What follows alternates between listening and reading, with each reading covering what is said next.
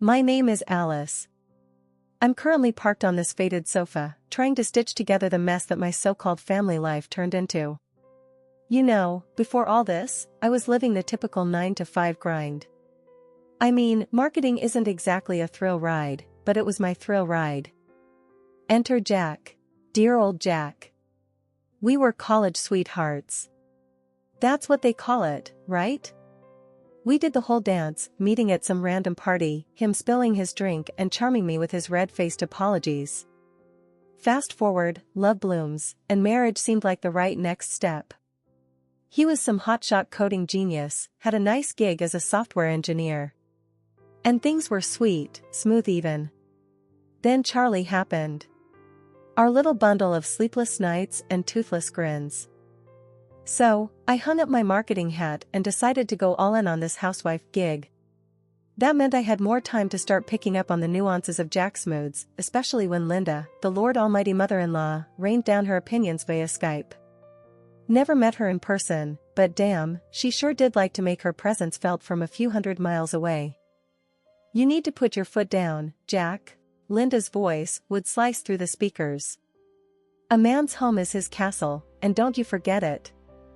I'd see how Jack's eyes shifted, shoulders squared like he was gearing up for war. After the call, he became a different guy. If I left a mug on the counter or dared to sit down before the clock hit acceptable by his newly acquired standards, boy, would I get it. It's not a hotel, Alice. You see that? That's a dish out of place. His words felt like cold steel, not the Jack I knew. Jack would flip from Dr. Jekyll to Mr. Hyde and back before you could say schizophrenia. But it wouldn't stick. Once Linda's echo faded, I'd get my Jack back. On this particular Tuesday, Jack had that look in his eyes, that unnerving glint that always showed up post-Linda. He ambled into the kitchen, my domain, and leaned against the fridge with all the subtlety of a sledgehammer. Hey, babe, you need to pick up the pace around here. Mom said. I cut him off, hands deep in dough. If Linda says jump, we asking how high now? Not funny. She's right. We won't raise Charlie in a mess. I mean, look at this place. I followed his pointing finger around our perfectly tidy kitchen. The nerve of him. I thought about giving Jack a piece of my mind, but my mother always said to pick my battles, and with Jack on a Linda-fueled bender, it didn't feel like a winnable war. Suddenly, the sound of Linda's screechy tone popped from the living room. Another Skype alert. My stomach dropped. Come on, Alice. It's Mom. Watch the attitude. My eyes nearly rolled out of my skull. I wiped my hands and prepared to face the screen, our digital overlord. And there she was, in all her pixelated glory. Alice, dear, I see you're busy, but remember, Jack works hard. Keep that home nice for him, won't you? I gritted my teeth. Of course, Linda. Nothing but the best for your boy. Jack flashed me a warning look, like be nice or else. But as Linda carried on about her expectations, I swear I felt something in me start to crack. Would this ever end? Or was I destined to live under the thumb of a woman who wasn't even in the room? On a Thursday that felt like any other, with Charlie fussing in my arms and the smell of yesterday's dinner still haunting the living room, Jack came out with it. We're spending Christmas with my mom in her house, he said, not even looking up from his phone. I paused, Charlie's pacifier halfway to salvation. Christmas there? With Linda? The words were sour, just hanging in the air. Jack finally glanced up, eyebrow raised. Yep, good for the family and all that. High time they all met Charlie, don't you think? Pulling at the edge of my shirt, already spotted with who knows what, I frowned. But Charlie's so young, and I'm not up for a road trip, especially in December. He shrugged, scrolling through something undoubtedly important. Babe, it'll be fine. A bit of cold won't hurt him. Besides, Mom's already planning the whole thing. Heat flared up in my chest, but I kept my voice steady. Doesn't sound like a question, Jack. Did you even consider my say in this? Come on, Alice. It's not up for debate. This is what families do. They get together for the holidays. I shot him a look that could have burned toast. And usually, they ask, not announce, I snapped. He pocketed the phone and came over, trying to play peacemaker. Hey, I know it's sudden, but think about it. Could smooth things out with Mom. I laughed, but there was no joy in it. Smooth things out? You mean playhouse the Linda way or no way? Jack winced. That's not fair. You know how much she's been bugging me about visiting. I handed him Charlie, who seemed hellbent on testing his lungs. She's not the one who has to pack up an infant and deal with your family's drama. Jack bounced Charlie on his knee, a whisper of a smile on his face. It'll be like an adventure. You love adventures, remember? That's when the mom glare I'd been perfecting hit him full force. Adventures don't involve feeding schedules and diaper bags. But Jack had that determined look that spelled trouble. We're going, Alice. End of discussion. I let out a long sigh, nerves frayed. Fine, but hear this, Jack. We're not going there to be pushed around. I'm serious. He nodded, but there was a trace of something else there. And I won't remember saying yes to this kind of look. And you're gonna help, right? With the packing, the baby, and dealing with your mom? Yeah, of course, he said, though he was already picking up his phone again. With a defeated grunt, I moved to start making a list of what to take. Booties, blankets, and the battle gear needed to survive a week with Linda. The moment we stepped into Linda's house, a looming structure that seemed straight out of a ghost story with its creaky floorboards and chilly drafts, I knew we were in for a ride. A sea of faces turned our way, Jack's aunts and uncles, cousins by the dozen, and the venerable queen herself, Linda, holding court. Her eyes skimmed over me like a scanner, resting on our sleeping Charlie, wrapped snug in his blanket. There's my grandbaby, she exclaimed, her arms outstretched, with a warmth that almost felt real.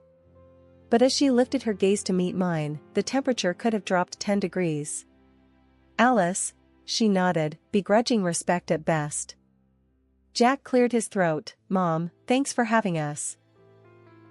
The room was buzzing with relatives chatting and the scent of cinnamon and pine. But the festive cheer didn't reach Linda's eyes when she turned back to me. Hope the drive wasn't too terrible. Roads can be unforgiving this time of year. It was all right, I returned with a tight smile, clutching Charlie a little closer. Well, let's not stand here catching a chill. Alice, Linda continued, and the entire room seemed to hold its breath. I would really appreciate it if you could take the lead getting the place shipshape for Christmas. Jack shot me a desperate play nice look while I struggled to find words. Me? But, I've got Charlie too. Linda waved a hand dismissively. Oh, there will be plenty of hands eager to dote on the boy. Besides, I've seen your Instagram. You've got a knack for this sort of thing. My Instagram, the place where I posted meticulously filtered photos of our home that hid the chaos of reality? I gritted my teeth and forced another smile. I guess I can give it a go. A look of approval crossed Linda's face, one that didn't reach her eyes. So I dug into box after box of holiday decor, feeling more like Cinderella than a welcomed guest. Jack's family was a loud chorus of advice and backseat decorating, all while passing Charlie around like the season's hottest toy, a living, breathing doll for them to coo over. Jack vanished into the belly of the house, with only the odd shout of "How's it going there?" or "Mom says the garland should go higher," to remind me he was still there. By the time dinner rolled around, the grand old house glittered and shone like something out of a fairy tale where the fairy godmother had taken the day off and left Cinderella to do all the work herself. At the table, loaded with more food than the whole neighborhood could eat, Jack raised his glass in a toast. To family, he said, smiling. I caught a wink he sent his mother's way. I tried to match their cheer, but fatigue had long since taken the wheel. Jack noticed, but not with the sympathy I needed. You could have put a bit more tinsel up, he remarked offhandedly between bites. Mom noticed. After a long night chasing the elusive spirit of Christmas at the behest of Linda's pointed directions, all the while keeping a smile plastered on my face for the sake of holiday peace, I retired to our room. Next day I found Jack in what they called the den, but it was more like a wild man cave where Christmas seemed to have thrown up. There he was, sprawled on the couch, a beer in one hand, eyes glued to some game on TV. The sound of sports commentators filled the room. "Jack, we need to talk." My voice was firm, louder than I intended. He glanced up, annoyed at being interrupted. "What's up now?" "It's about yesterday, about everything since we got here." "I'm tired, Jack. And I feel alone in all this." The words spilled out. He scoffed. "Alone? With all my family around? Come on, Alice. You've got to toughen up. This is the big leagues." "I'm not talking about numbers, Jack. Look, your mom, she's piling everything on me, and where are you? Off the grid the second any work pops up." He rolled his eyes. "Not this again. Just do what she says, Alice. That's how it works around here. You'll live." Frustration boiled over. "I'm not one of your mom's robots, Jack. I'm your wife, and I'm asking for your help. It's like you don't get it." He let out a laugh. "Help? What do you want me to do? Decorate cookies? Hang tinsel? That's kid stuff. Just stick it out." His words stung. "Kid stuff? Really? Because last I checked, we're a family too. Or is that kid stuff as well?" Jack stood up, his face getting redder. "Watch your tone, Alice. Don't start something." The room felt smaller, the walls closer. "Start something? No, I'm finishing it, this conversation and your damn free ride." "What's your deal, Jack? Too good to help out your own wife?" He moved towards the door of the den. "I've had enough of this. You knew what you were getting into when you married me. Remember that." I followed him. "Yeah, I remember, promises. Support. Respect. Heard of them?" But he was already out the door, leaving me talking to a room full of silent trophies and blinking lights. The next day, there wasn't much change. The family was all over the place, and I was still the designated workhorse. Jack avoided me, getting tight with his cousins, laughing too loud over beers and football.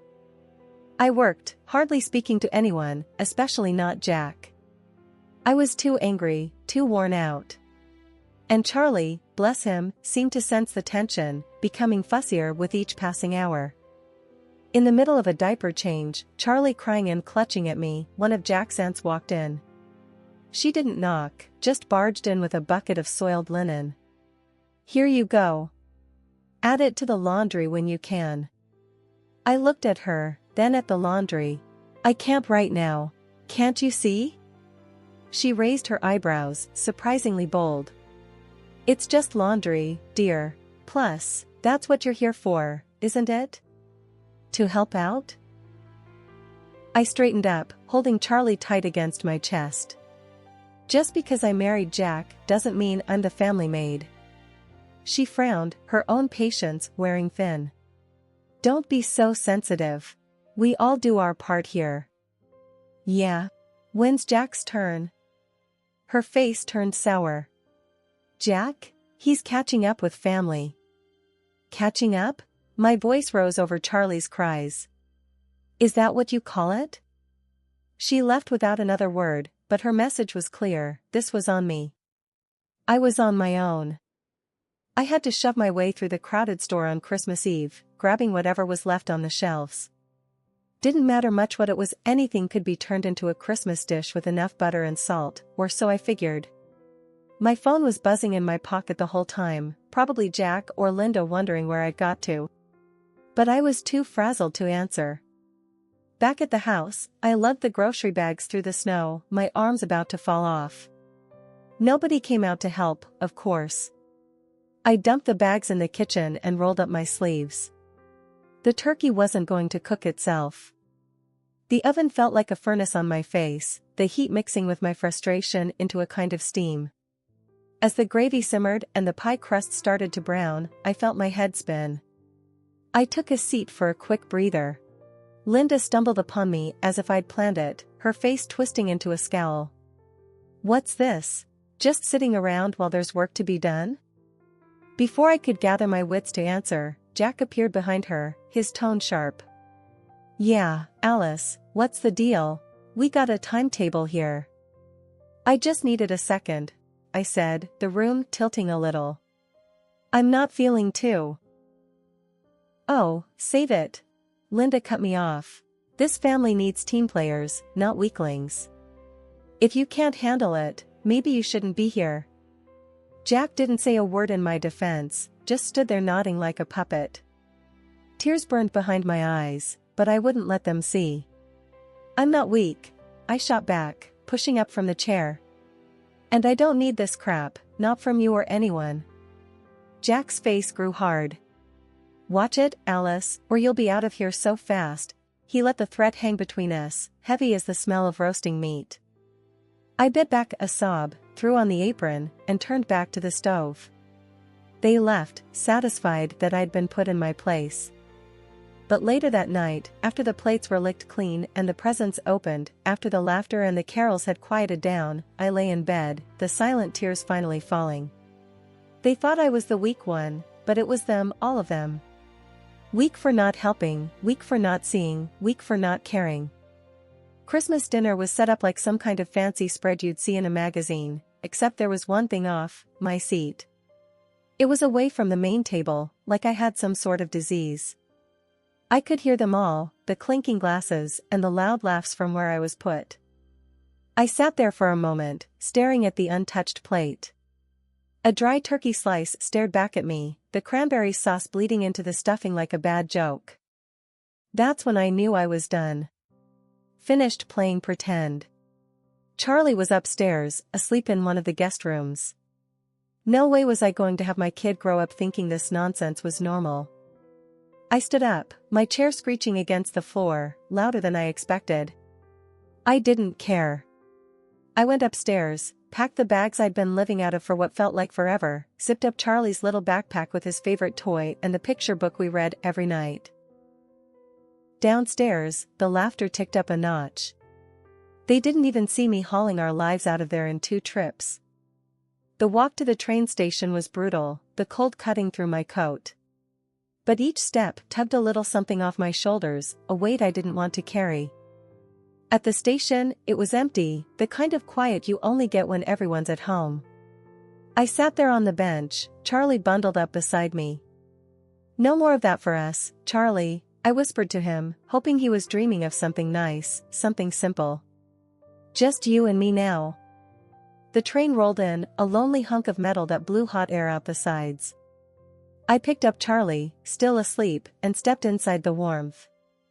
The clang of the closing door marked the end of an era as I lugged my bag out of what used to be home. The small bundle that was my baby dozed quietly in my arms, blissfully unaware of the turmoil surrounding us. It was just the 2 of us now, heading into the great unknown. I remember stuffing onesies and diapers haphazardly into the bag.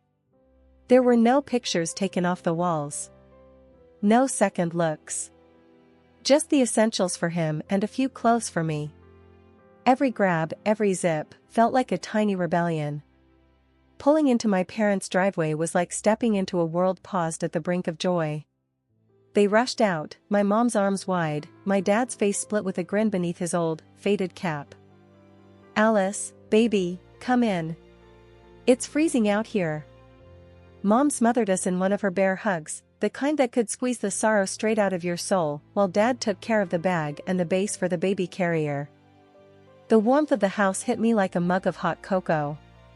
They had the Christmas tree twinkling, the lights blinking in a slow, sleepy pattern. We settled into the living room, and before I knew it, my mom had a steaming plate of food in front of me and a stocking filled with baby rattles and teething rings. It felt unreal. Laughter filled the air, a stark contrast to the thick silence I'd escaped. The baby stirred in arms, and I kissed him, promising silently that it was going to be different. We were just about to toast, the clink of our glasses ready to sing, when my phone rang, jarring against the melodies of Jingle Bells. I checked the caller ID, Jack. Hello? Alice, where the hell are you? It was Jack, his voice a cocktail of anger and confusion. At my parents'. Where else would I be? I said, not missing a beat. There was a pause, and then, you need to come back. This isn't your home anymore. I snorted, the laughter bubbling up from deep within, genuine and loud. You're joking, right? I'm done with being treated like I'm invisible until you need something. Don't be dramatic. Just get back here. Everyone's asking about you, the dishes are piling up, I cut him off. Look, listen carefully because I'm only going to say this once. I'm filing for divorce. Got it? I'm not your unpaid maid, Jack, never was. I don't know what made you think I was. The other end of the phone was silent. Then, the dial tone buzzed in my ear. He'd hung up. Mom was looking at me, eyes wide. I hung up the phone and met her gaze straight on. I should have done that years ago, I said. You're staying here tonight, Mom said, solid and sure, the way she'd said things when I was a kid and the world was too big and scary. Yeah, I agreed, feeling the truth in her words. Yeah, I am. Charlie's laughter filtered through from the other room. Let's go celebrate Christmas, I said with a trembling smile.